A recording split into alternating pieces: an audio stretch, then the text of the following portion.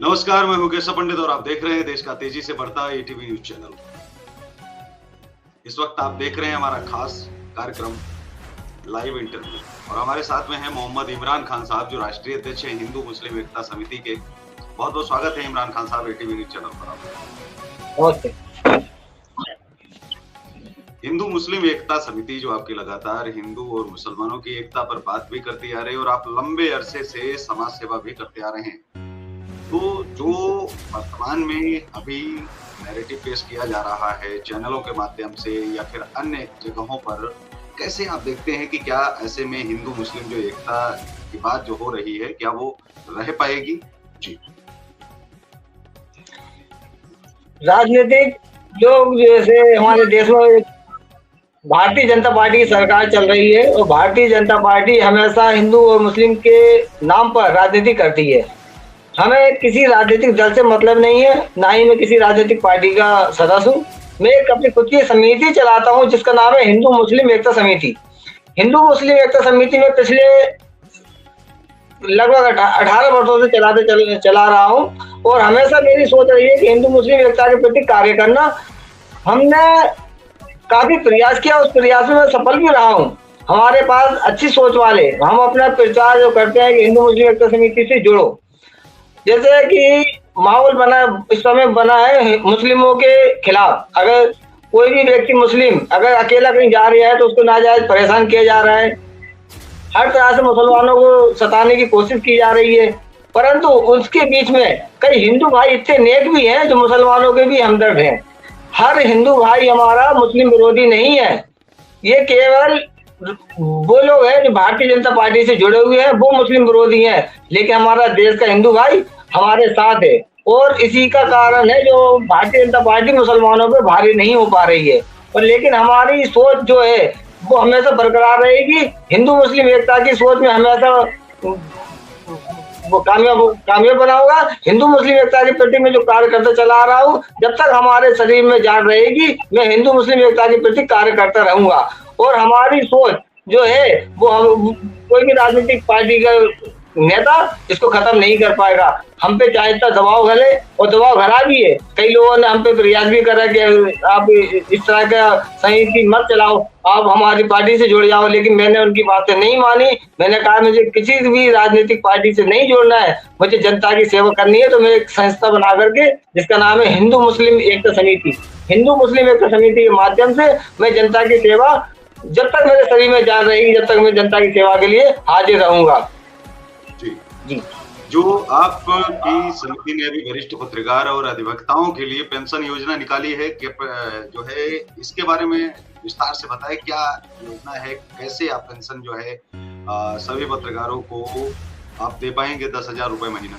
जी, आपने बहुत अच्छा प्रश्न रखा है। इस संबंध में हिंदू मुस्लिम एकता समिति के माध्यम से देश के राष्ट्रपति और देश के प्रधानमंत्री जी को एक ज्ञापन दिया जा चुका है भारतीय डाक द्वारा कि हमारा देश में मौजूद है एक अधिवक्ता, 22 अधिवक्ता है जो जिन्होंने जनता की मदद के लिए अपना पूरा जीवन निछावर कर दिया। बचपन अपनी पढ़ाई में लगा दिया, जब जवान नहीं आई तो जनता की सेवा में लग गए।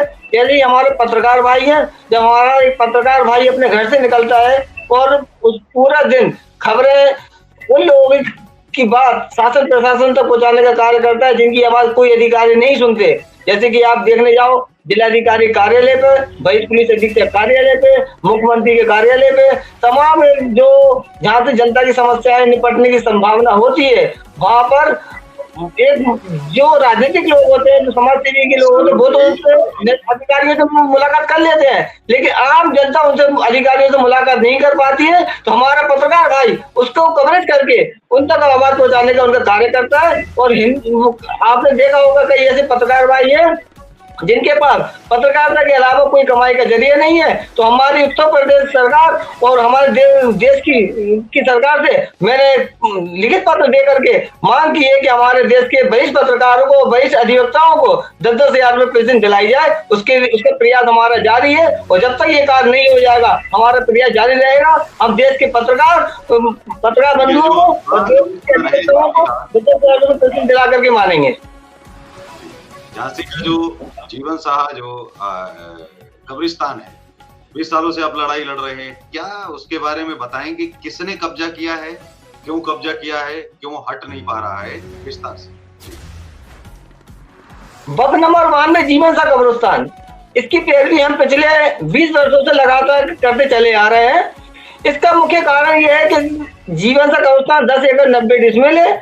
10 एकड़ 90 डिसमिल में वर्तमान में 7 एकड़ जमीन पर कब्जा है और कब्जा करने वाले बहुत ही असरदार व्यक्ति हैं, जिसमें दैनिक जागरण का जो पिछवाड़ा है वो हमारे जीवन सा कब्रिस्तान है और लगभग अगर देखा जाए 280 दुकान है और 37 मकान अवैध रूप से बने हुए हैं। हिंदू मुस्लिम ऐक्ट समिति के द्वारा पिछले 20 वर्षों से लगातार पत्रचार किया जा रहा है। संबंधित अधिकारियों से मुलाकात कर उसको कब्जा मुक्त कराने का प्रयास किया जा रहा है, परंतु अधिकारियों की मिली भगत के कारण अवैध कब्जाधारी अपने अवैध कब्जा जमाए हुए हैं। लेकिन ये मेरा आपसे वादा है, झांसी की जनता के मुझसे वादा है कि जब तक जीवन से कब्जा मुक्त नहीं होगा, हिंदू मुस्लिम ऐक्ट समिति का प्रयास जारी रहेगा। प्राइवेट स्कूल जो झांसी के हैं, उत्तर प्रदेश वर्ग के हैं, उनके खिलाफ भी आपका एक आंदोलन है कि वो फीस, मोटी रकम जो है वसूलते हैं फीस के नाम पर, और उसके खिलाफ भी आप लगातार आवाज उठा रहे हैं।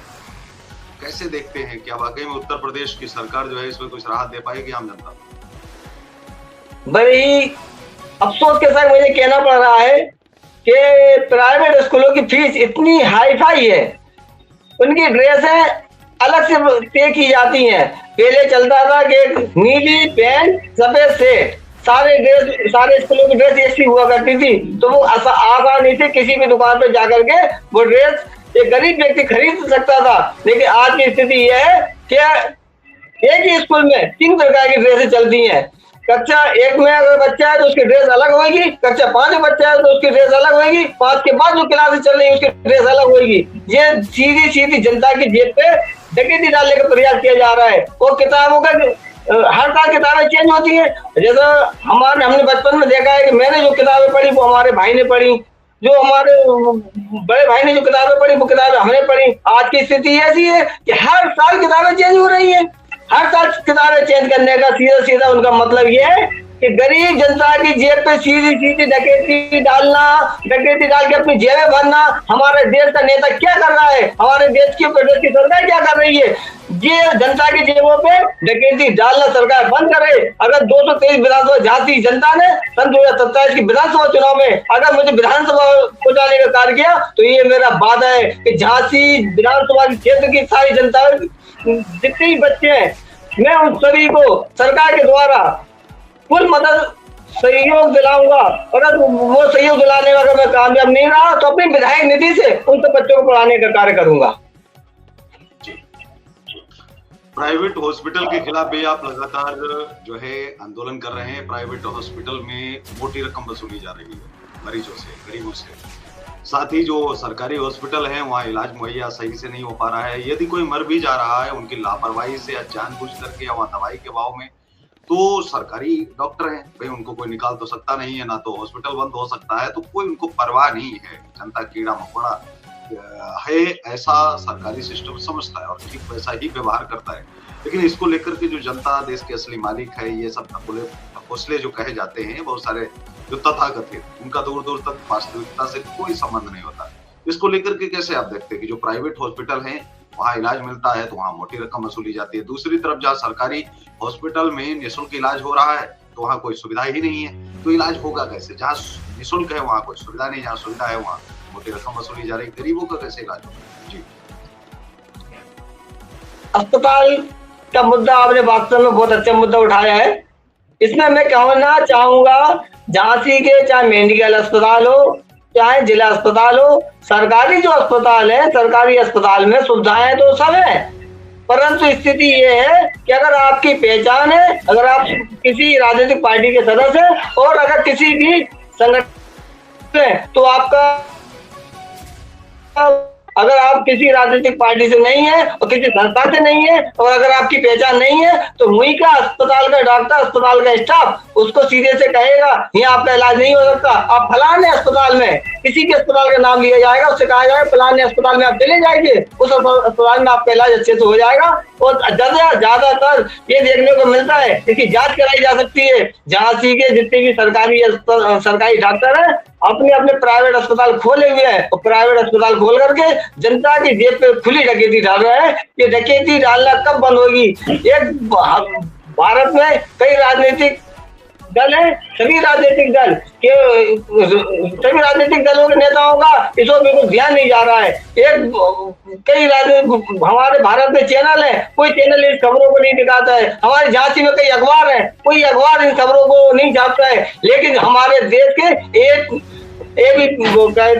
बड़े पत्रकार है केशव पंडित जी, उनने खबर को दिखाने का कार्य किया। मुझे उम्मीद है ये खबर भारत के प्रधानमंत्री और हमारे प्रदेश के मुख्यमंत्री तक पहुंचेगी और इस ओर हमारे प्रदेश के मुखिया माननीय योगी आदित्यनाथ जी विशेष तौर पर ध्यान देंगे और आम जनता को अच्छा इलाज दिलाने का कार्य करेंगे।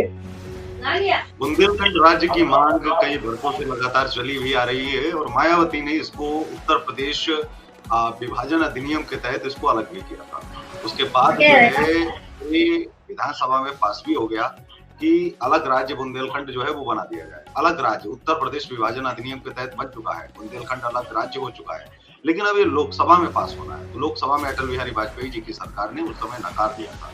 क्या आपको लगता है कि उसके बाद अब जो जिस तरह से कांग्रेस भी मुद्दा इसको बना रही है, जबकि कांग्रेस की सरकार में इसे अलग से राज्य नहीं बनाया गया, लेकिन अब ये कह रहे हैं कि हमारी सरकार आएगी तो हम बनाएंगे बुंदेलखंड राज्य को। पहला कि हम विधानसभा में पास हुए बिल को अब यहाँ जो है लोकसभा में भी पास करेंगे। साथ ही मायावती भी इस मुद्दे को बना रही हैं। बहुत सारी जो क्षेत्रीय संगठन हैं, जो दल हैं, वो भी बुंदेलखंड राज्य की मांग कर रहे हैं कि अलग हमारा राज्य हमें दे दो और हम अपने जो है जो भी संसाधन हैं हम उनमें ही अपना गुजारा कर लेंगे, जैसे भी हम रहेंगे हम खुश रहेंगे।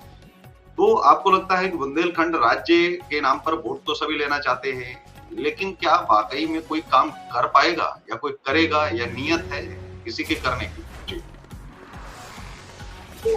सही मायने में जो बुंदेलखंड की मांग उठाने वाले हमारे बुंदेलखंड के नेता हैं उनको जमीनी हकीकत पता ही नहीं। मैंने माननीय जिलाधिकारी के माध्यम से देश के प्रधानमंत्री जी को और उत्तर प्रदेश के मुख्यमंत्री, मध्य प्रदेश के मुख्यमंत्री को एक ज्ञापन भेजा था और हमने जमीनी हकीकत से उनको अवगत कराया था। हम सरकार से बुंदेलखंड की मांग नहीं कर रहे, हम ये बोल रहे हैं कि हमारा प्यारा बुंदेलखंड हमें वापस लौटा दो। 12 मार्च 1948 को हमारा बुंदेलखंड बन चुका था और 8 साल 7 महीने बुंदेलखंड राज रहा। बुंदेलखंड राज रहने के बाद उत्तर प्रदेश के बुंदेलखंड राज के कामता प्रसाद सक्सेना जी मुख्यमंत्री रहे, लेकिन हमारे जो बुंदेलखंड की मांग करने वाले लोग हैं उन्होंने इस बात को बिल्कुल दबा दिया है। अगर आप किसी नई चीज को मांगने के लिए जाएंगे तो नई चीज को मांगने के तरीके अलग होते हैं, लेकिन हमारा बुंदेलखंड था, है और रहेगा। और हमारी भारत सरकार से अपील है कि बुंदेलखंड, हमारा प्यारा बुंदेलखंड हमें वापस लौटा दो। कामता प्रसाद सक्सेना जी बुंदेलखंड के मुख्यमंत्री थे, इस चीज को मानो। अगर आप दस्तावेज देखना चाहें तो यूट्यूब गूगल पे जाकर के देख सकते हैं।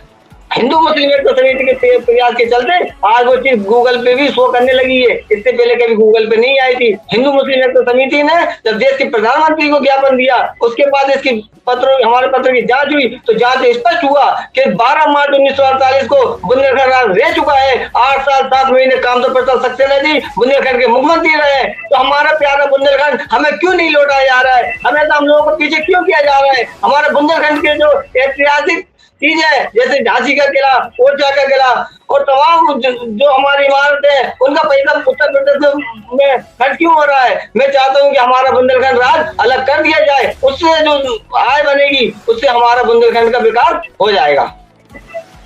ठीक है, लेकिन झांसी का नाम बदलने की बातचीत चल रही है। आपको लगता नहीं कि इतिहास से पूरा का पूरा इतिहास मिटाया जा रहा है? झांसी का नाम बदलने की जरूरत क्या है? जो जिस तरह से राजनीतिक गलियारों में सुगबुगाहट चल रही है कि झांसी का नाम बदल जाएगा, झांसी नहीं रहेगा, झांसी का नाम क्यों बदला जाएगा? आपको नहीं लगता कि झांसी का पूरा अस्तित्व ही समाप्त हो जाएगा?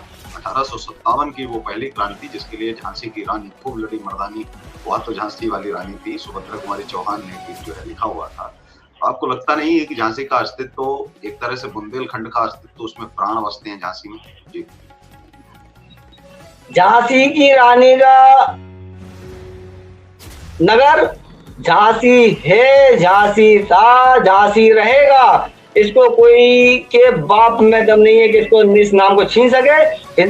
हिंदू मुस्लिम एकता समिति हमेशा प्रयास करती रही है और इससे पूर्व भी झांसी के नाम बदलने का प्रयास किया गया था। तो सबसे पहले देश के राष्ट्रपति को हिंदू मुस्लिम एकता समिति ने ज्ञापन दिया था। उसके बाद सभी राजनीतिक पार्टी के लोग आए थे और सबने प्रयास किया था हमारा झांसी का नाम नहीं बदलेगा। तो केवल सरकार ने अपनी मनमानी चलाने के लिए केवल झांसी स्टेशन का नाम अकेला चेंज हुआ, जिसका नाम रखा गया वीरांगना नगर। लेकिन हमारी झांसी का नाम चेंज नहीं हो सका और ना ही भविष्य हो पाएगा। ये पूरे प्रदेश में इसलिए नाम बदलने का प्रयास किया जा रहा है जहां, क्योंकि हमारे नेताओं के पास कोई काम है नहीं है। इनको पता ही नहीं कि हमें झांसी की देश की जनता की सेवा कैसे करनी चाहिए। इनको पता ही नहीं है कि हमारे देश को आगे कैसे बढ़ाना चाहिए। इन्हें केवल ये पता है कि हमें हाईलाइट कैसे हो। तो अपने आप को हाईलाइट करने के लिए हमारे जिलों के नाम चेंज कर रहे हैं। वो खाली जिलों के नाम चेंज करने से विकास नहीं होता है। हमारे प्रदेश के नेताओं और देश के नेताओं से अपील है कि आप जितना समय हमारे जिलों के नाम चेंज करने में लगा रहे हैं, उतना समय अगर लगाए जनता के विकास की ओर, तो वास्तव में जनता का विकास हो जाएगा, देश का विकास हो जाएगा, फिर देश का विकास हो जाएगा। जी। अब सवाल उठता है वंदे मातरम पर। वंदे मातरम जो है पास किया गया, गीत बना कांग्रेस का, सर्वसम्मति से पास हुआ था। जिन्ना ने विरोध किया, जिन्ना ने अपना अलग मुस्लिम लीग बना लिया, लेकिन बहुत सारे मुस्लिम जो है इसके साथ में आए और उन्होंने कहा कि मुझे थोड़ी आपत्ति है, इसको काट छांट के थोड़ा सा आप अलग कर दें। ये स्तुति थोड़ा आ रही है, तो वो उसको काटा छाटा गया और फिर उसके बाद सर्वसम्मति से पास हुआ। मौलाना अबुल कलाम आजाद भी थे, उन्होंने कहा ठीक है, अब तो मुस्लिमों को कोई आपत्ति नहीं होगी, अब कोई समस्या नहीं है। काटने छाटने के बाद में जहां पर माँ दुर्गा का नाम आता था, तो वो सब कुछ होने के बाद में सर्वसम्मति से पास होने के बाद में वंदे मातरम देश का गीत बना, राष्ट्र का हो गया। पहले कांग्रेस का था। जो गीत पास था ठीक वैसा ही रहा, न तो उसको कभी पूरा करने का प्रयास किया गया कि ठीक है जो कांग्रेस अधिवेशन में पास हुआ था 1938 में, अब वही गीत रहेगा। सवाल यह है कि राष्ट्र का गान, राष्ट्र का गीत, झंडा गान या फिर राष्ट्र से जुड़ी हुई कोई भी चीज, क्या इस देश के किसी भी नागरिक को हताहत करने का अधिकार है? और क्या इनकार करने का अधिकार है कि नहीं मैं ये नहीं करूंगा? कितना आप इससे सहमत हैं, कितना असहमत हैं? जी। ये देश में जो सर्वसम्मति से देश का गीत जो पास हुआ है उसको मानना चाहिए और देश में एकता के प्रति एक सोच बनाई जाए। कोई भी ऐसा कार्य ना किया जाए जिससे कि देश की आम जनता के दिल पे ठेस पहुंचे। भारत के अंदर भारत माता की जय कहा जाता है और तमाम सच्चे सपूत डॉक्टर एपीजे अब्दुल कलाम बिल्कुल शुद्ध शाकाहारी एक तरह से वो कहे जाते हैं। उन्होंने कहा था कि मैं पशुओं से प्रेम के कारण मैंने कभी जो है वो नहीं खाया और उन्होंने पूरे जीवन जो है कभी मांस को हाथ नहीं लगाया।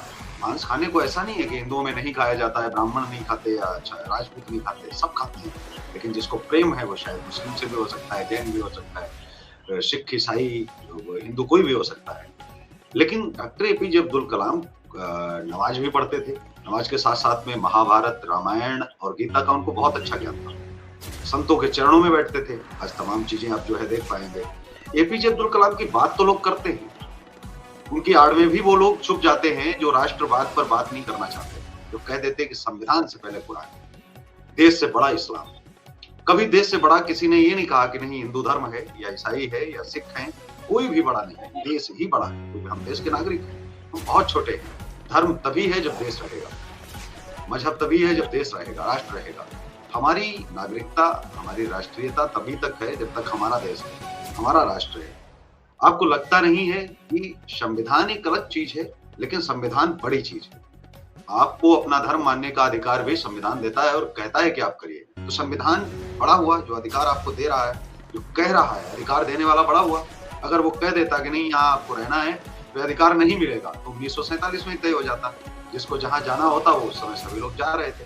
लेकिन जब संविधान 1950 में पास हुआ सर्वसम्मति से, तो उसमें सब कुछ, सबको रहने के लिए आजादी, सब कुछ करने के लिए आजादी। लेकिन इस चीज की आजादी तो क्या भारत में दी जानी चाहिए कि कोई इनकार करे कि नहीं मैं भारत माता की जय नहीं बोलूंगा, कोई इनकार करे कि मैं वंदे मातरम नहीं बोलूंगा, कोई कहे कि नहीं आप जो है अशोक का चिन्ह मैं तोड़ूंगा। अशोक का चिन्ह मतलब जो राष्ट्र गर्व है हमारा, इसको लेकर के हमारे भी धर्म में कुछ नहीं है या आपके धर्म में कुछ नहीं है। इस सिख के गुरु ग्रंथ साहिब में भी नहीं दिया है, ईसाइयों को भी नहीं बोला गया कि नहीं आप एक करिए, किसी राष्ट्र में रहिए। लेकिन आप तिरंगा भी उठाते हैं, तिरंगे के आगे भी हम झुकते हैं। क्या इस देश में राष्ट्रवाद भी एक मुद्दा बड़ा नहीं बनना चाहिए? क्या हमें राष्ट्रवादी होने की जरूरत नहीं है धार्मिक होने के साथ साथ में? उससे हमारी धार्मिक स्वतंत्रता का हनन कहाँ हो रहा? तमाम हम देख रहे हैं इस देश में 3 करोड़ मुस्लिम एक्स मुस्लिम हो गए पिछले कुछ सालों में। एक्स मुस्लिम होने के बाद में उन्होंने सवाल भी किया, उन्होंने कहा राष्ट्रवाद आड़े आ रहा है, मैं इस्लाम नहीं छोड़ रहा हूँ, इस्लाम मुझे छोड़ रहा है। तो इस्लाम कह रहा है कि यदि सवाल करोगे तो हम आपको मुस्लिम नहीं मानेंगे, आप बाहर हो जाएंगे। लेकिन ऐसा भी नहीं है कि बहुत सारे लोग नहीं मानते हैं। क्या बीड़ा नहीं बजाते थे? यदि संगीत बैन था, हदीसों में दिया गया होगा। लेकिन इतना ज्यादा कट्टरवाद, क्या आपको लगता है कि जो चीज है ठीक है, जितना वर्तमान समय में मानना चाहिए, जैसे फोटो खिंचाना भी इस्लाम के हिसाब से हराम है, बैंकों में जो इन बैंकों में ब्याज दिया जाता है उन बैंकों में खाता खुलवाना भी हराम है।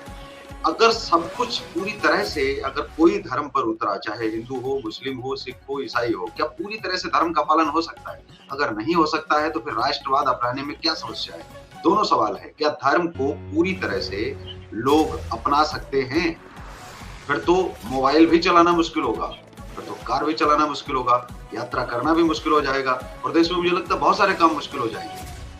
जी, कैसे आप देखते हैं कि धर्म के हिसाब से, मजहब के हिसाब से, पंथ के हिसाब से क्या सहमत हुआ जा सकता है कि कोई ब्राह्मण कहे कि नहीं सारे ब्राह्मण एक जैसी दिशा में दौड़ेंगे, सुबह उठ करके नहाएंगे और 60 वर्ष की उम्र के बाद में वो जंगल छोड़ के चले जाएंगे? अनुस्मृति में दिया है ना। तो बहुत कुछ है धर्म के हिसाब से क्या पूरी तरह चला जा सकता है? इससे आप सहमत हैं? और अगर नहीं तो फिर राष्ट्रवाद क्यों नहीं अपना सकते हम? अगर हम मोबाइल चला सकते हैं, यदि हम घर में रह सकते हैं 60 साल के बाद में, बहुत सारी चीजें हैं हर धर्म मजहब, तो जब हम धर्म की बाकी चीजें अपना सकते हैं, राष्ट्रवाद क्यों नहीं?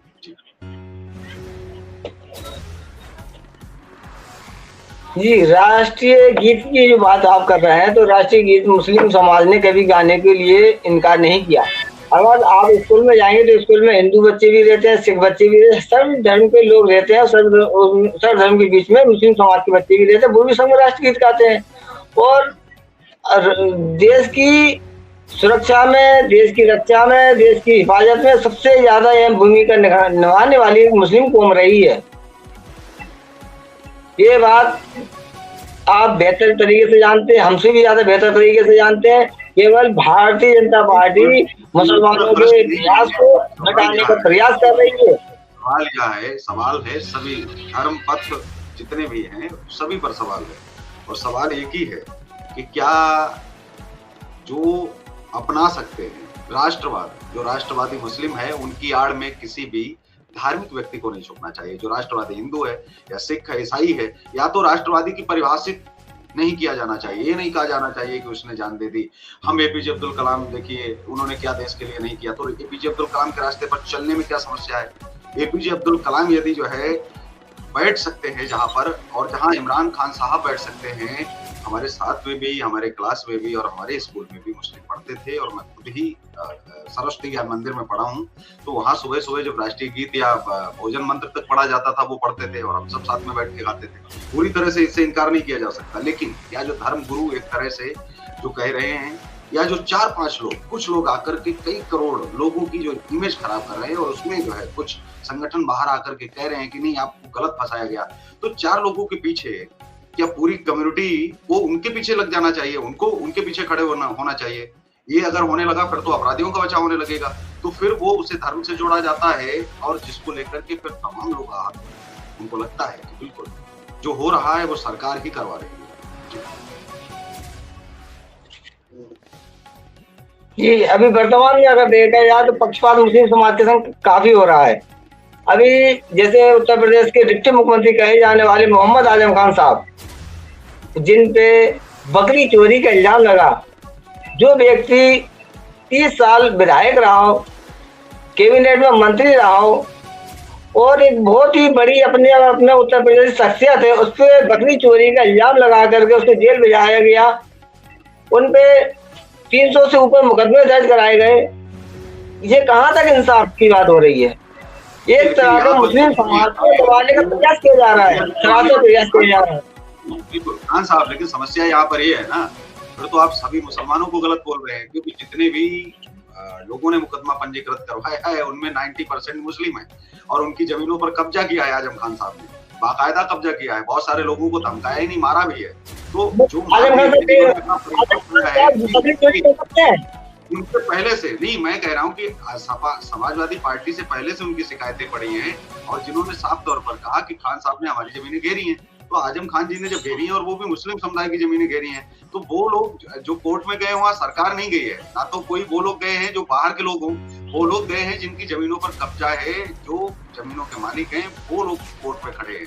तो वो कह रहे हैं उनको लेकर के तो ये सरकार की हनक का असर है। जो जिन लोगों ने मुकदमे दर्ज कराए गए हैं उनकी भूमिका तो है ही नहीं है, उनका केवल नाम चल रहा है। जैसे मान करके भारतीय जनता पार्टी में देश के प्रधानमंत्री मोदी जी है, तो क्या मोदी जी प्रधानमंत्री बन गए? प्रधानमंत्री बनाने वाले तो अलग लोग हैं। इसी तरह मोहम्मद आजम खान को फंसाने के लिए मुस्लिम समाज के लोगों का इस्तेमाल किया गया है और वास्तव में प्रदेश की सरकार उनको फंसाने का कार्य कर रही है। लेकिन इनके मंसूबों में हम लोग पानी नहीं फेरने देंगे। आने वाले 2027 के चुनाव में और हो सकेगा तो मुख्यमंत्री समाजवादी पार्टी से माननीय मोहम्मद आजम खान साहब ही होंगे। जो कोर्ट की बात है, कोर्ट को आप चुनौती दे सकते हैं क्या? आपको लगता है कि आप कोर्ट को चुनौती दे सकते हैं? सरकार को चुनौती देना एक अलग विषय है, क्योंकि सरकार ने जेल भी नहीं डाला, ना तो सरकार लड़ रही है। जब किसी मामले में सरकार लड़ती है तो सरकार को सीधे ये किया जाता है कि भाई किसी की जमीन पर कब्जा है, किसी का मकान गिरा रही है सरकार, तो वहां तो सरकार सामने लड़ रही है। लेकिन जहां लोग लड़ रहे हैं, लोग और अदालत के बीच में क्या अदालत को चुनौती दी जा सकती है? क्या संविधान को चुनौती देना जैसा नहीं है? यदि ये निर्दोष है और बिल्कुल सही है, तो क्या वहां पर जो वकील हैं वो अपनी बात नहीं रख पा रहे?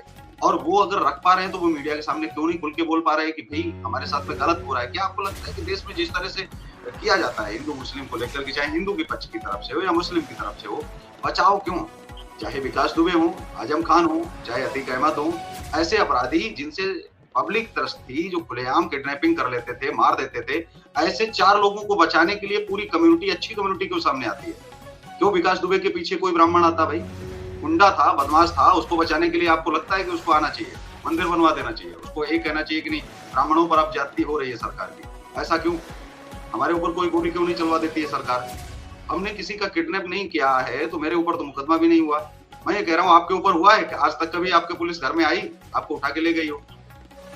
आप तो लड़ाई भी लड़ रहे हैं, शायद प्रशासन आपसे नाराज भी हो, लेकिन कभी ऐसा हुआ है कि झांसी की पुलिस ने उठा करके आपको अंदर कभी किया हो?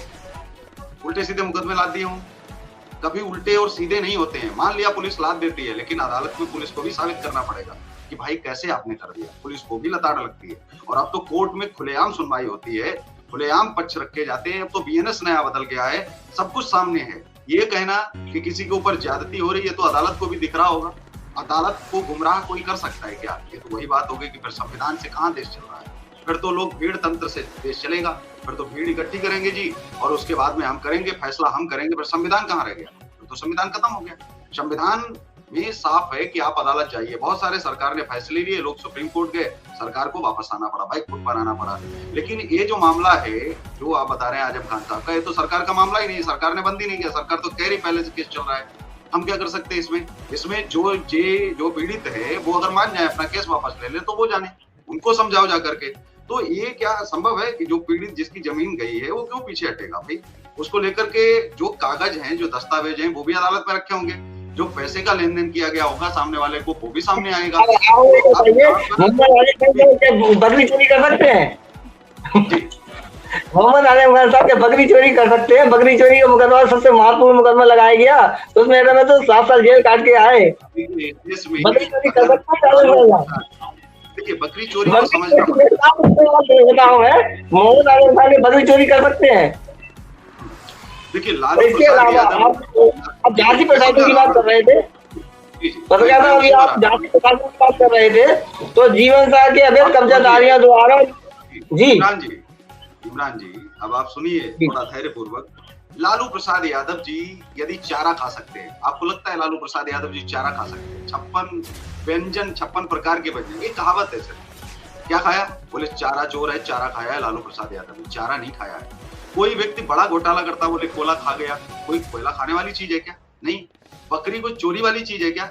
बकरी चोरी कर ली। चोरी का मतलब है कि अगर करप्शन में लिप्त है कोई व्यक्ति, यदि करप्ट है और उससे संबंधित किसी भी योजना में, ठीक है, चाहे बकरी पालन योजना में संलिप्त हो या फिर किसी भी योजना में, उसको आप स्टडी करिए, पढ़िए और फिर आप कहिए कि यहाँ पर यह बात की जा रही है। अब कोई अगर आप केस पढ़ेंगे तो क्या लालू प्रसाद यादव ने चारा खाया? चारा में घोटाला किया होगा लेकिन चारा तो नहीं खाया होगा। तो बकरी के किसी उसमें घोटाला तो हो सकता है, बकरी चोरी करने के लिए थोड़ी कोई व्यक्ति गया होगा।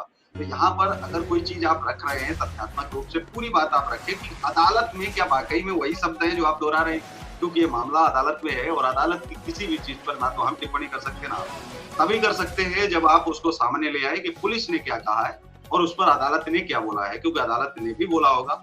इतनी छोटी सी बात है, बच्चा भी समझता है कि बकरी चोरी आजम खान जैसा व्यक्ति कर सकता है क्या, लेकिन ये लाइन ही गलत है, क्योंकि वहां पर जो लिखा है उसे हमें पढ़ना पड़ेगा और उसको एक्सपोज करना पड़ेगा। क्या वकील ने ये लाइन नहीं समझाई होगी? बड़ी छोटी सी चीज है।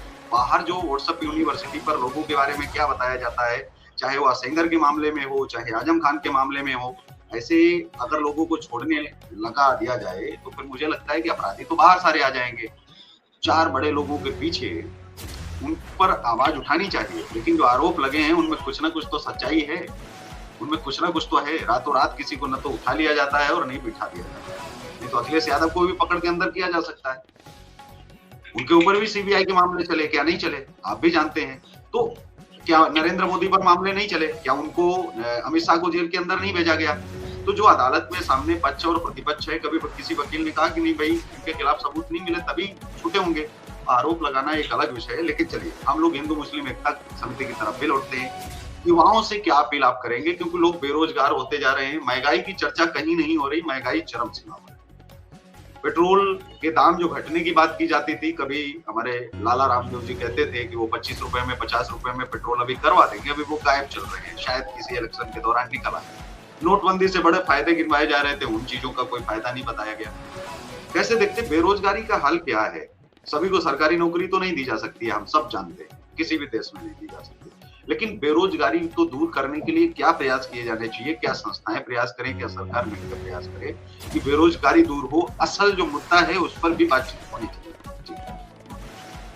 जी आपने बहुत अच्छा मुद्दा उठाया है, बहुत अच्छी बात रखी है कि लोग व्यापार का रास्ते सरकार को खोलना चाहिए। इस मामले में मैं कहना चाहूंगा कि हमारे देश की सरकार और प्रदेश की सरकार को और पूरे विधायक और सांसदों को बैठ करके चर्चा करनी चाहिए और इन आम जनता को रोजगार से लगाने के लिए कोई बड़ी बड़ी फैक्ट्रियों का इस्तेमाल किया है। जैसे हमारे देश से बाहर से जो चीजें आती है वो चीज अगर हमारे झांसी में हमारे भारत में ही उपलब्ध हो, भारत में ही अगर उन चीजों को बनाया जाए तो हमारे देश की नौजवानों को रोजगार मिल सकेगा। और इसके अलावा जो हमारे भारतवर्ष में जितने भी इंग्लिश मीडियम के नाम पे स्कूल चलाए जा रहे हैं, विद्यालय चलाए जा रहे हैं और डकैती डाली जा रही है, इस पे भी विशेष तौर पे सरकार को ध्यान देने की अति आवश्यकता है।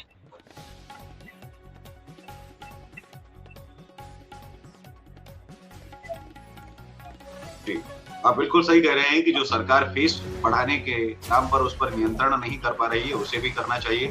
सरकार अच्छे और कड़े कदम अगर नहीं लेगी तो पब्लिक को परेशानी होगी, क्योंकि जिन चीजों के लिए जनता ने मुख्यमंत्री को चुना है, प्रधानमंत्री को, वो रास्ता ना भटके, जनता की परेशानी दूर करने के लिए लगातार प्रयासरत रहे और जो उनकी प्रमुख परेशानियां उनको हटाने के लिए जो संकल्प लिया था, वचनबद्ध थे, तमाम तरह की बातें होती थी, तो उन बातों को पुनः उनको स्मरण करना चाहिए और फिर काम पर लग जाना चाहिए। तो बहुत अच्छा रहा आज का इंटरव्यू। इमरान खान साहब आपका आने के लिए बहुत बहुत धन्यवाद ATV न्यूज़ चैनल पर। इस कार्यक्रम में बस इतना ही, हमें दीजिए इजाजत। नमस्कार, जय हिंद, वंदे मातरम और जल्द मिलते हैं फिर नए सवालों के साथ, नए जवाबों के साथ।